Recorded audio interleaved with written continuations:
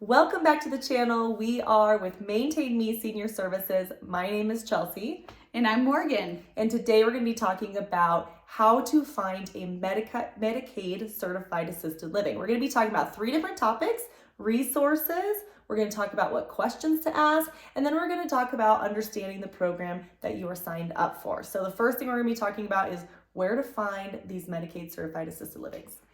Yeah, so it's a call we get a lot, very often, is someone looking to find a Medicaid assisted living, and you can go to a few different places. So here in the Denver metro area, a really excellent resource that we have is called the Denver Senior Blue Book. It can be found online. It can be found oftentimes in rec centers. It's given away for free. So if you scroll to the section for affordable housing and affordable assisted living, you'll note that there's different columns, and you can see that there's one for Medicaid, and it's very clearly marked if they actually accept Medicaid in that community. But accepting Medicaid is only half the battle. Yeah, absolutely. The other places that we can look at is area aging. Help me out here. Area Agency on Aging. There we go. That's Yes. a tongue twister for you. The other thing too that we like to do is if you're in a specific city, a lot of these places have senior hubs or some kind of senior center that do have grant funded case managers or somebody who kind of is designated for the senior area that also may know or keep tabs on some of these places that accept Medicaid. So that is another place to look. What else? Other places.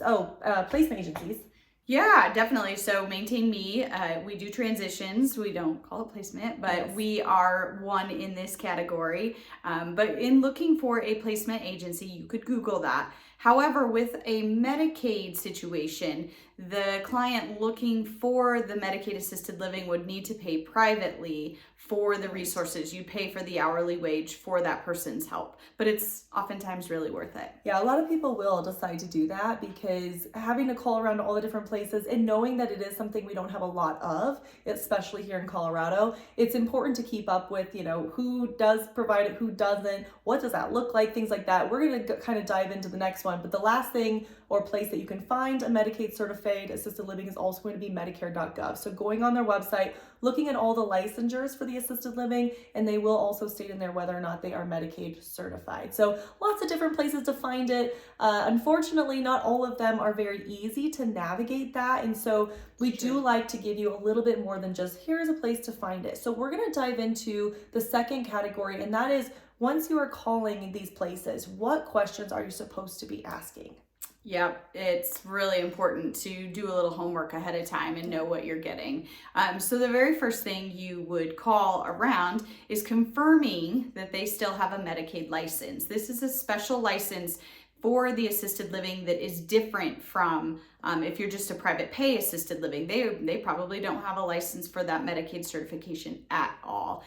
So you want to make sure they are truly still Medicaid certified. The other thing to consider is just because they're Medicaid certified doesn't mean that they accept residents that are either Medicaid pending or already on Medicaid. So the next question that you want to ask is, do you have a spend down? So spend down really quick will tell you kind of what that means to help you navigate that whole transition. So if you are looking to spend down to Medicaid, it means that you are privately paying for a certain amount of time that is dictated by the assisted living before they will accept you on your Medicaid benefit. So say the assisted living has a 2-year spend down. What that means is that you have to be able to pay privately for 2 years before you're able to go there on your Medicaid benefit. So asking, okay, great, you're Medicaid certified is great. Do you have a spend down? A lot of our clients who are looking into this, whether they decided to age in place at home first before they went there, or they just didn't know what these rules are, they don't have those funds to pay for the 2 years. And so that might not be an option for them. Whereas another assisted living will accept you on Medicaid pending or even Medicaid already. So just kind of understanding a little bit more about that. And that's a really good point. Medicaid pending is even more hard to find. Medicaid pending is more commonly accepted in a skilled nursing situation than assisted living.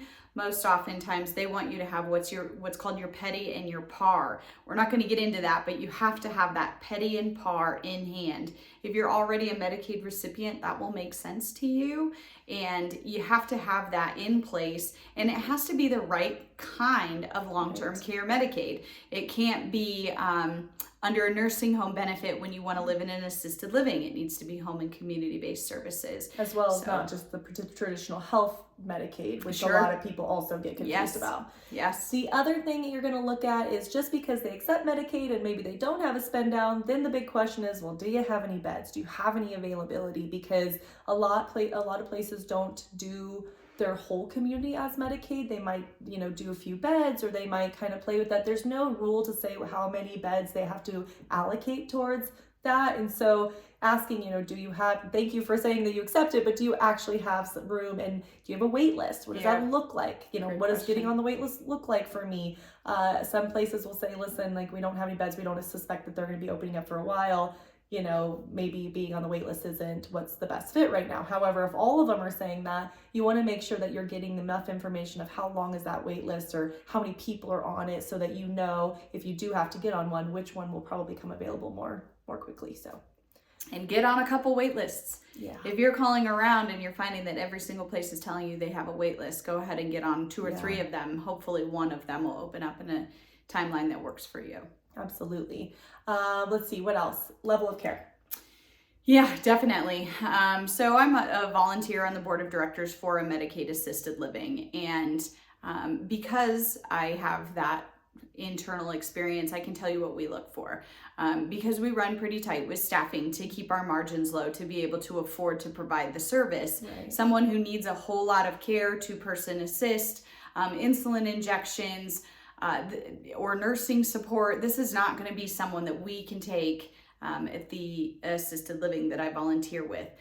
Usually, oftentimes it's younger folks too, older adults, still 55 plus, but in a situation where they probably don't need as much care just due to their age. They don't have chronic illnesses that have developed as far into needing a 2-person assist or that high level of care. But more often than not, when you move into a Medicaid assisted living, it's going to be very strictly, ambulatory. Right. You need minimal assist with your activities of daily living. Yeah, so just to touch on this, because maybe you do need all of those things and you're looking at Medicaid and you're watching this video for a reason, just know that, the next level is obviously going to be the nursing home level of care, where they also accept Medicaid. So we sometimes will say, based off your care, it might be very hard to find that in this level, but, maybe we can find it in the next. So don't think like, oh, what do I do then if I'm Medicaid and I need an assisted living? There are other options. It's just very specific to that assisted living world. The other thing is private versus shared. So because the reimbursement for Medicaid is a lot lower than, say, a private reimbursement to these assisted livings, a lot of times Medicaid will pay for primarily a shared room or a smaller room. So there are some places that you do get a private room, but it is very, very rare. So it has to kind of be built out that way. The community has to be kind of fit for that.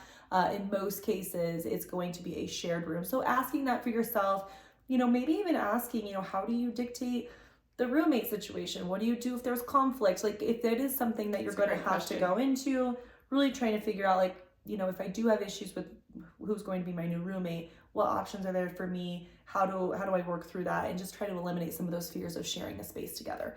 Okay, let's go into understanding your program, because a lot of people think Medicaid's the only option, and you'll start to hear all of these different words. And so we want you to understand that there are places that don't just take Medicaid. So if you could dive into that. Yeah, so in Colorado, it's InnovAge.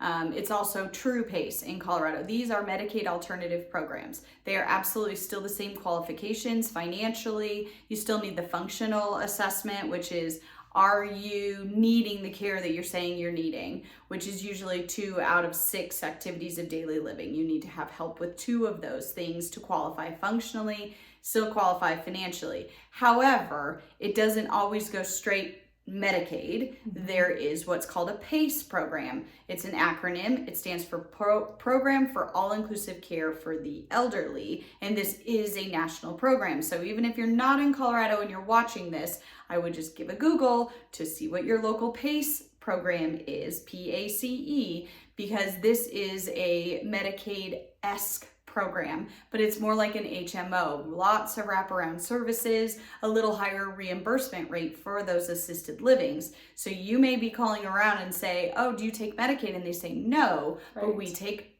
PACE or Right. Innovage or TruePace. Yeah, so that is one thing I think people get confused about. Like, okay, well then maybe that's not for me. But really just kind of dive, okay, what does that mean? They'll ask you, are you already on Medicaid? And I've seen some people switch into different programs based off of what makes sense for them and being able to get more help and availability in some of these communities. So definitely dive into that a little bit and see what the benefits are, because it may make sense that you're on a PACE program so that you can get more help in the assisted living world. So, okay, we talked about how to find Medicaid assisted livings. And then also just like the really good questions you need to know in order to make this transition and do it in a way that makes sense for you and that is going to meet not only your financial needs but also your medical. So if you have any questions, feel free to reach out. Again, we do assist with some Medicaid stuff. A lot of it's going to fall under a consulting program. So it is going to be a private pay cost, but we are always here. We're trying to get as much information out as possible so we can share it in video content so that you can self-navigate in some of these things and not have to pay for services. However, we are here if you do need that additional help. And if you are liking this content, what we do is we like to create informed consumers and be able to help people age in place and go all the way through what it looks like for them to have a good quality life. So if that's something you're interested in, hit that subscribe button, the notification bell, give us a thumbs up on the video if you liked it, because we do all of these videos for you. So until next time, Bye. Thank you.